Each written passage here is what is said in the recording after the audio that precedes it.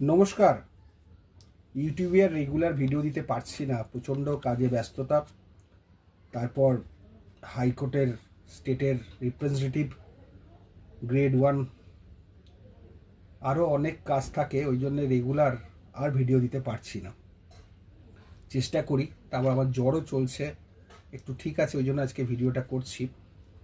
আমাদের একজন প্রিয় সাবস্ক্রাইবার কোশ্চেন করেছেন যে মামলা করার সময় টাকা চাওয়া যাবে কিনা, যেটা ডিফল্টার আছে উচ্ছেদের নোটিশে ডিফল্টিং অ্যামাউন্টটা চাওয়া যাবে কিনা। এক্ষেত্রে দুটো প্রভিশন আছে।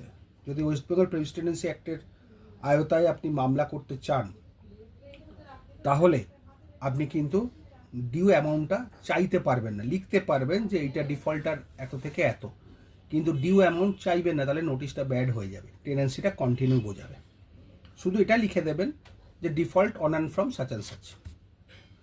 সেকেন্ড থিং, যদি আপনি দেখতে চান যে ট্রান্সফার প্রপার্টি অ্যাক্টের বেলা আবার উল্টোটা, ট্রান্সফার প্রপার্টি অ্যাক্টে যে এভিকশন নোটিশটা আপনি দেবেন, সেই এভিকশন নোটিশে অবশ্যই নোটিশ দেওয়া অবধি কত টাকা বাকি আছে সেটা দিতে পারবেন এবং সেটা চাইতে পারবেন।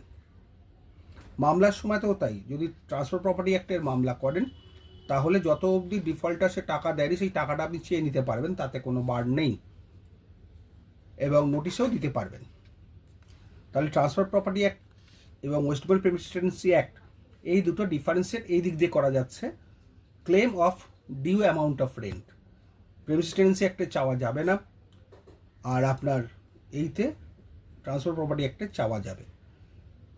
এটা কিন্তু মাথায় রাখবেন। যদি প্রেসিডেন্সি অ্যাক্টে এটা চেয়ে ফেলেন বা প্লেনটে যদি ডিমান্ড করে ফেলেন যে ডিউ রেন্টটা দরকার, তাহলে কিন্তু আপনার স্যুটটা নোটিশটা ব্যাড হয়ে যাবে, টেনেন্সিটা কন্টিনিউ বোঝাবে। কারণ টেনেন্সি কন্টিনিউ বোঝাবে এই কারণে, কারণ আপনি ভাড়াটা চাইছেন, তাহলে ডিফল্টার গ্রাউন্ডটা রইল না। এটাই হচ্ছে ব্যাপার। আশা করি বোঝাতে পারলাম। এখন থেকে ছোটো ছোটো ভিডিওগুলোই করে দেবো, কারণ টাইমের খুব অভাব। ভালো থাকবেন।